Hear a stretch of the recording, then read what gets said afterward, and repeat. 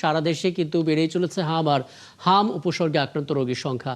হাসপাতালে শিশু রোগীর পাশাপাশি বাড়ছে বয়স্ক রোগীর ভিড়। গেল ২৪ ঘন্টায় ময়মনসিংহ এবং রংপুর জেলায় হাম আর হামের উপসর্গে মারা গেছে ২ শিশু।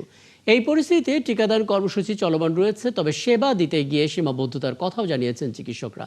আমাদের সহকর্মীদের পাঠানো তথ্য এবং ছবিতে প্রতিবেদন। ময়মনসিংহ মেডিকেল কলেজ হাসপাতালে হাম উপসর্গে আরও এক শিশুর মৃত্যু হয়েছে। এ নিয়ে মৃতের সংখ্যা বেড়ে দাঁড়িয়েছে ৪৫ জনে। আইসিইউ চালু করা গেলে আরও উন্নত চিকিৎসা দেওয়া সম্ভব হবে বলে জানান চিকিৎসকরা। কিছু কিছু ক্ষেত্রে সিপেট ফেল করছে, সেক্ষেত্রে তাদের ভেন্টিলেটরি সাপোর্ট দরকার।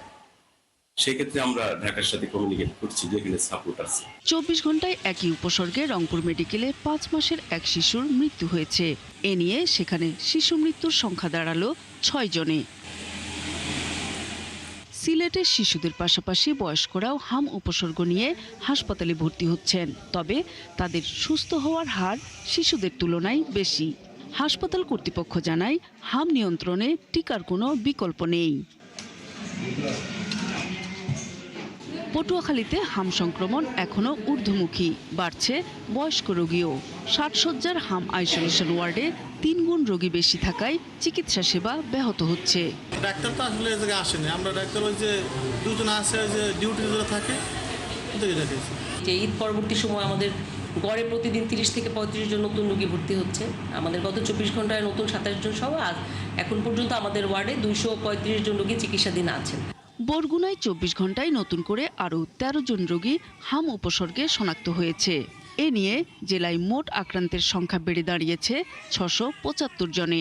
হাম উপসর্গ নিয়ে এখন পর্যন্ত জেলায় ৬ শিশুর মৃত্যু হয়েছে।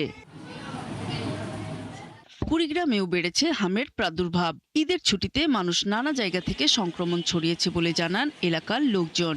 এদিকে চিকিৎসকরা বলছেন, হাম যেহেতু ছোঁয়াচে রোগ, তাই বাড়ির মানুষদের আরও সচেতন থাকতে হবে। এ সময় হামের রোগীকে যতটুকু সম্ভব আলাদা রাখার ব্যবস্থা করতে হবে। নূর তাজমিন নীর, ৭১।